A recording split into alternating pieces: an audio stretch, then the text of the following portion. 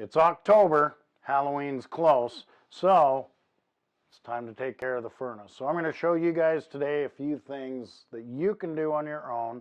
So the first thing I like to do is just do an overview of what's going on. At any rate, I like to start with shut the power off, then we'll take the door off. One thing I want you guys to pay attention to when you're doing it yourself is you're going to dust, just dust. In a second, I'm going to show you how to clean your flame sensor. Just dusting is what you guys do, flame sensor, and the actual filter. So we're going to go over tools, just a couple things that will help you do this job. So here's the tools. As you can see, we have a screwdriver, sand cloth, that'll clean the flame sensor that I'm going to show you, a 1/4-inch driver, that helps take the flame sensor out, a brush for dusting, cleaner, just a simple glass cleaner, whatnot, just to kind of wipe things down, not the electrical components, and a rag to help dust things. Those are the tools that you need. Okay, now what we're going to do is we're going to remove the flame sensor. And this sometimes takes a little bit of maneuvering because it's on this brand, it's bent, as you can see. Now see the corrosion on it? You got to get that corrosion off because this senses the flame going past it. Okay, so you take the sand cloth.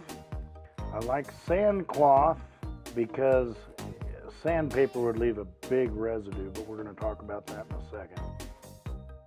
See how it's shiny now? Then what we do is we take a clean rag, not the one that you use to wipe things down. Take a clean rag and get any residue off of it. There it is. It's ready to be reinstalled.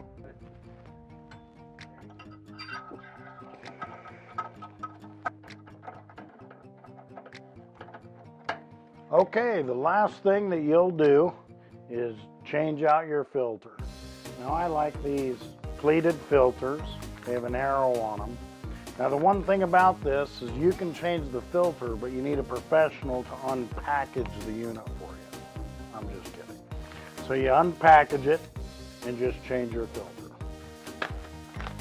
So it's as simple as get hold of your filter, pull it out once a month. That's the recommendation, once a month. Then with the airflow again,